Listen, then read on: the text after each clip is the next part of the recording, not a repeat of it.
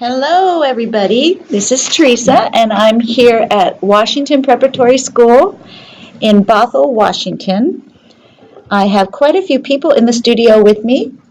To my right is Eunice. Hello. She will be walking through some of these words with us and discussing them. And I also have 4 Bobcats here. That's who we are, the Washington Bobcats. And they are different ages. We have Kaisa, who is 14, Kurt, who is 13, and Evan is 12, and Justin. I'm 12. Oh, I thought you were 11. Okay. What? We'll take you anyways. I'm called Bob. So these 4 students here at the school, we have chosen to be with us on our very first broadcast of Weekly Words with WaPrep. And we will be discussing about 10 words today that we use in our English language. And they are words that can be used in multiple ways, just like a lot of words. But in English, sometimes it could be very confusing. These words can be used, and you could probably be shaking your head wondering, what did that mean? When they're used in different ways, because they can mean different things. Okay, the first word we're going to talk about today is the word affection. Affection is a tender feeling toward another person or thing or object. It doesn't have to be a person. You can have affection for a toy that you have. You can have affection for your dog or your cat.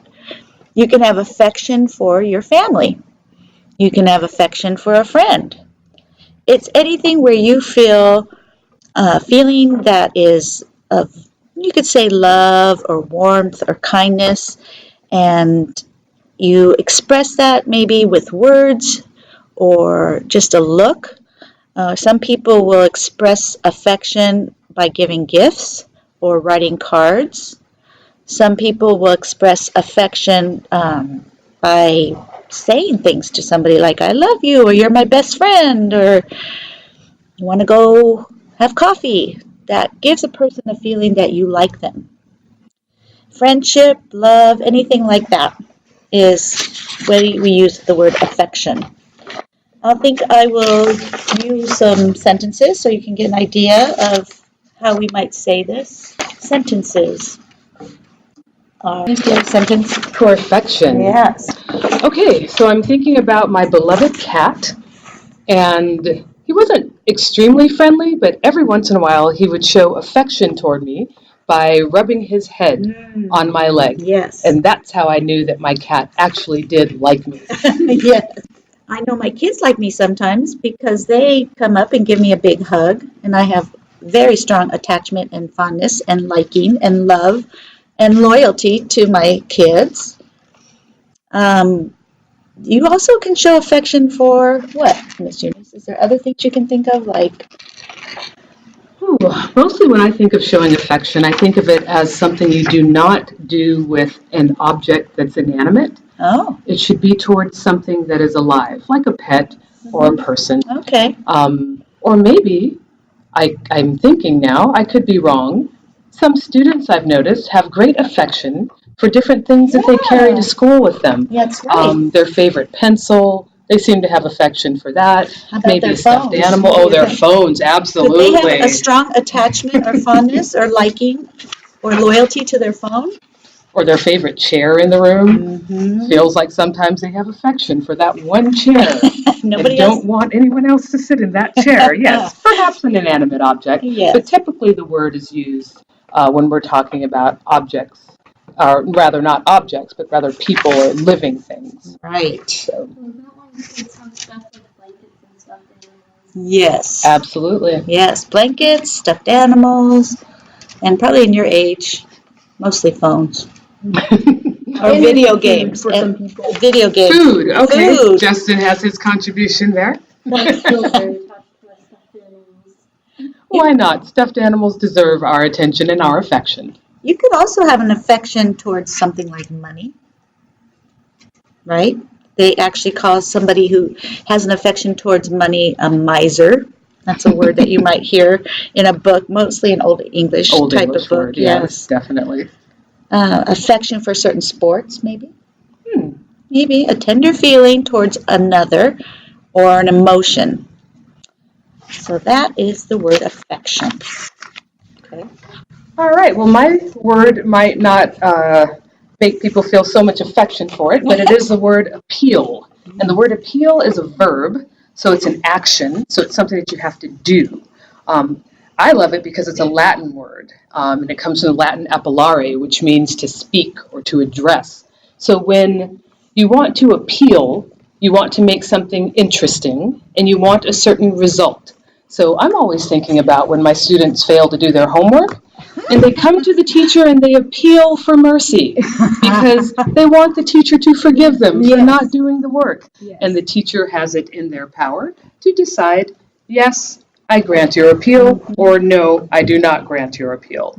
But the idea with appeal is that you're asking for something. That's right. My kids have actually appealed to me after I have taken something away for a certain amount of time after maybe not doing a chore at our house. And they may appeal me, and they use that very wisely. They can't just come up and ask me to not discipline them. They ask me to think about maybe something I hadn't quite thought about. Oh, good point. Yes. For example, the students can say, well, last night I had to feed my dog and then play with my cat, and then I had homework in other classes. So I appeal to you to let me off the hook, to give me mercy for the fact that I didn't do your assignment, and maybe I can do it at another time, I promise. Okay, that's a pretty good appeal. Can any of you come up with an appeal? Pretend you didn't do my homework. What's your appeal, Justin? Try to get mercy from me. Last night, so I had to go somewhere and then do something. And yeah, can you make it so I don't have to turn in homework? Question mark. Is that an appeal that I will consider? I'm thinking about it. What about you, Evan? You didn't do some homework. Make an appeal to me for mercy.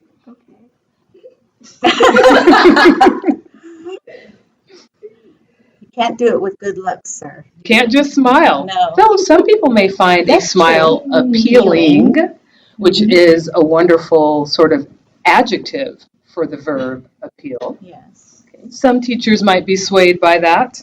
Not all. What about you, Kurt? So I was unable to do my homework because I had German class and wrestling when I came home.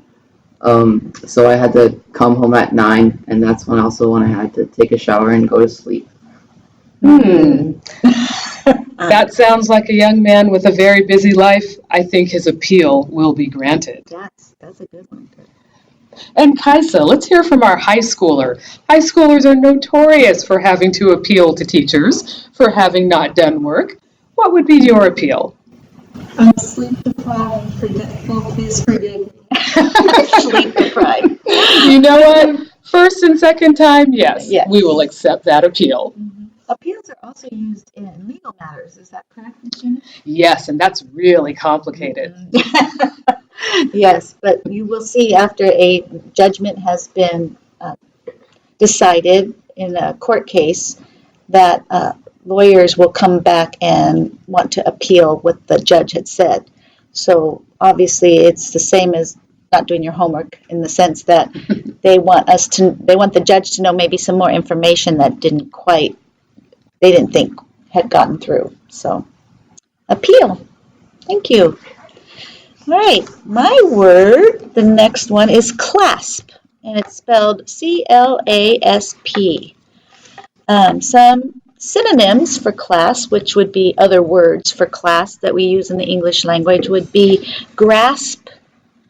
When you grasp somebody, or you hold, or you press, or you grip, or seize, or squeeze, or embrace, or clutch, or hug, or enfold. So to grasp something is to press or hold something firmly against something else. A sentence would be, Susie clasped her new doll on her chest. Or he clasped his ice pack to his knee after he had fallen down and there was swelling.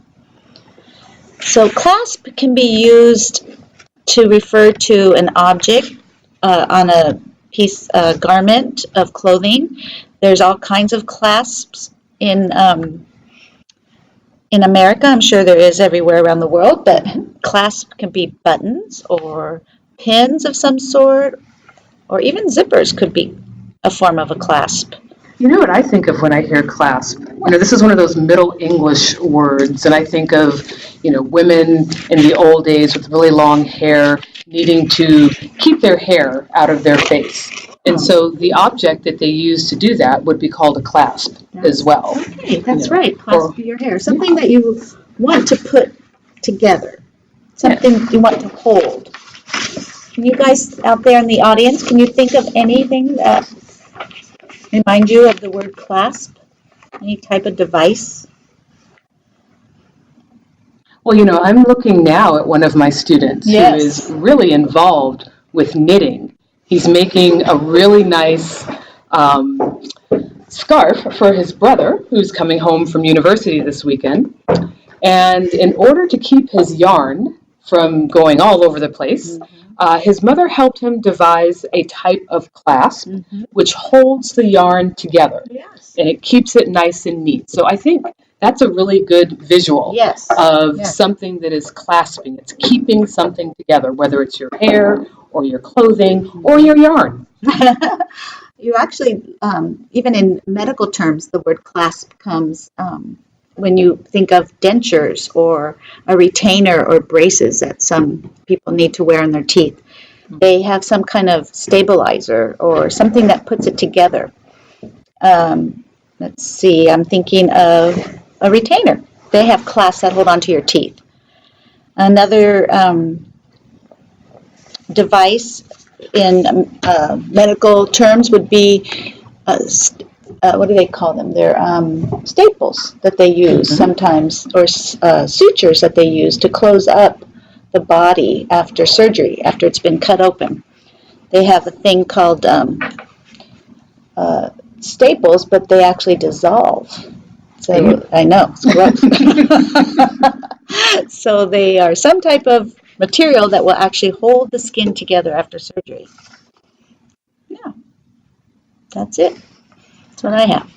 Well, I have another Latin word, and I always say that if you really want to understand the English language, you've got to study Latin. So this word is conspicuous, coming from the Latin conspicuous, and what it means is to be able to be visible.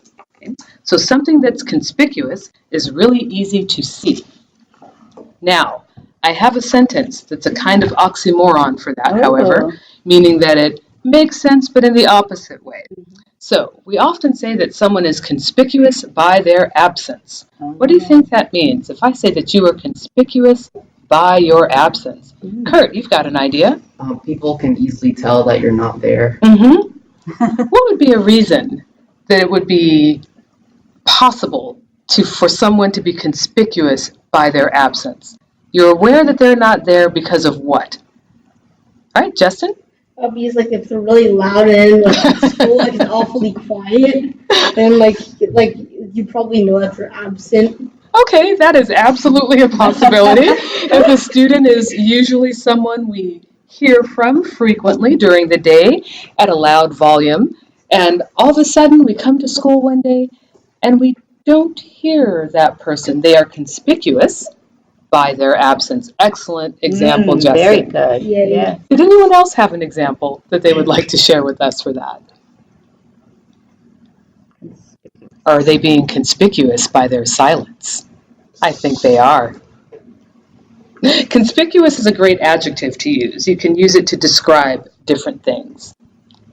Absence is a person. We have people who are famous for engaging in something called conspicuous consumption. They're consuming things, obviously.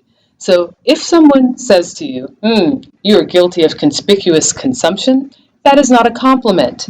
Okay? It means you are buying so much stuff in order to do what, do you think? What are you trying to do? Eat it or use it. Okay, eating it or use it, but what else are you trying to do? Yes? Grow fat. Grow fat. Interesting. Not quite. Conspicuous consumption means you're taking more than you should. Okay? What might be a reason that you're doing that? Justin. I mean, you're really hungry and at Costco they have these delicious samples. You just consume them all. All right, that could be a possibility, but I'm going to pose you a different one. Okay? Conspicuous consumption is often something people do because they want everyone to know how much they can get. Oh. Okay? It's a way of showing off. Okay? Way of showing off. So conspicuous consumption, not a good thing. Very negative connotation. Thank you. Very good. The next word we're going to discuss is the word declare. It means to make known formally or officially, to proclaim something. You can declare something that you think is really important, or you can turn on the TV and hear the newsmen declaring the news of the day. To make a declaration is to announce your intention for something. Maybe you wanted to run for a public office. And this good sentence would be, my gratitude would keep me loyal to McCarthy even if Bobby Kennedy declared for president. So it's to declare one's support, opposition, choice, or opinion. To state formally the intention to carry on an armed, hostile war. That's a declaration of war.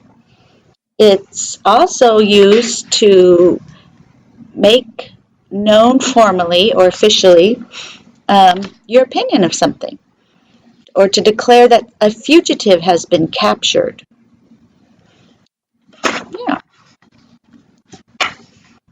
I know that when I got married, I declared that to the world. Well, maybe when I was engaged. That was the best declaration. When my husband asked me to marry him, I went and I called my mother and I called my father and I told them first, right away, that I was getting married. It was a declaration. And then the day of our wedding, when we were getting married at the church, we stood at the altar and we declared our love and our commitment to the people that had come to the service to witness our marriage. When my child was born, we made an announcement and a declaration that my first boy was born, and I wanted everyone to know it. We use something here a lot is Facebook. That's a social media here in the United States. I don't know, it's probably all over the world. But we use that sometimes to declare what we're doing for the day or what we did or where we went. And that makes a statement. So it can be an official statement or just a declaration of something you wanted to say or make known.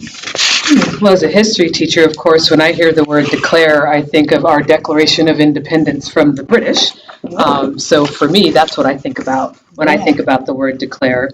But in terms of like actual life, what do we declare? You can declare your intention to do something. So at the end of every quarter, I have some students write a kind of declaration for me, telling me what kinds of improvements they promise to make for the next quarter. So that is their declaration of intent to improve. That's good, and they reveal to somebody or more than one person what their intentions are or what their goals are for that day. Hey. And speaking of goals, on to the next word, lofty. Okay? It's kind of a strange word. Okay? It's a beautiful adjective. The word lofty means something that is elevated, something that is high, something that is very good. Okay? It's the opposite of some of our earlier words. Okay? When I say that you have very lofty goals, do you think I'm saying something good to you or something bad to you? Justin is making a thumbs down, telling us he thinks it means something bad. The opposite. Let's see. Okay, Evan is making signs that he thinks it's somewhere in the middle. Kurt, you're the one that's on the ball over there. If I say, wow, you've got lofty goals, I am complimenting you, dear students. Complimenting you at the highest level possible, because it means I think you're going to set goals and achieve them. Okay? That's a good thing. Yeah, you're declaring your goals that are lofty. Exactly. To make known or to tell, right? That's awesome. Has anybody in the audience ever had anything lofty in their life? Any lofty goals? What about what you're making right now? Yeah. Well, Justin is over here, like we mentioned earlier, making a scarf for his brother. And I told him, oh, I'm not sure you can finish before your brother comes in 3 days. And he said, no, I'm going to work really hard and I'm going to finish. Mm-hmm. I thought that was a pretty lofty goal. Yep. And you know what? He's actually meeting it. Yeah. So he worked very hard for this goal that was very high and difficult to achieve, but he's done it. His fingers might hurt tomorrow, but he had a goal, a lofty goal. He worked hard, and it seems like he's going to meet it, and his brother will be happy. We're going to want to see a picture of that moment when he gets it. Yeah. I had a lofty goal when I was in my early 20s. I was in college, and I was a person who loved to exercise and run, and I would run every day, quite a few miles, and I decided I wanted to run a marathon. And a marathon is 26.2 miles. And at the time, the furthest I'd ever run was 6 miles. So I decided that was something I was going to accomplish, and I was going to do it in 3 months. And I trained and trained and trained. Every day I had to run. I took a rest or two here and there, but it was a pretty lofty goal for a person to decide that they were going to run 26 miles. It took me 4 hours. Wow. Yeah. But I did it, and I don't think I'll ever do it again. You met your lofty goal, and you're done. I met my lofty goal. Okay. So the next word is pedestal, and I'll spell it for you, Pedestal. And pedestal can be used a variety of ways. You can think of it as a form of furniture or a structure of some sort that is high, or if it's on the floor, it could be even just a few inches high, but an architectural support or base for a column or a statue. A pedestal can be something that you put a decoration on, like a flower vase or a photograph of some sort. But we can also use the word pedestal in the way when we say a mother may have her son on a pedestal. What do you think that means, Miss Eunice? Ooh. If a person puts another person on a pedestal, it doesn't mean they actually lift them up and put them on a structure that's a little bit off the ground. What is it? Goodness, I hope not. I'm thinking, when I think about a pedestal, I think of something that's able to lift something fairly high off the ground in such a way that I have to look up at it. Okay.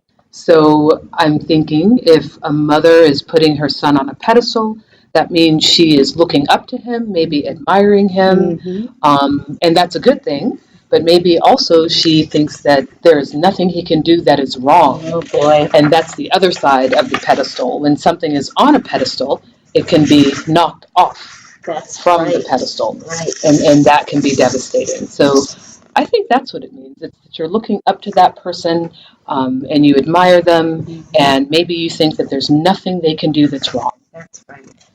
Lots of use for it now. Excellent. Thank you, Kaisa. Yeah. Kurt, let's see what you've got for your word. The word I got was conspicuous, which means like visible or open to view. The sentence I have is the robber was careful not to be conspicuous to avoid being caught by the police. Excellent. Okay, conspicuous, yes. Who else can take that word and come up with a sentence for it? The guy in the fedora and trench coat looked extremely conspicuous. Excellent. Very good. He is conspicuous with his... Oh, so I'm doing pedestal.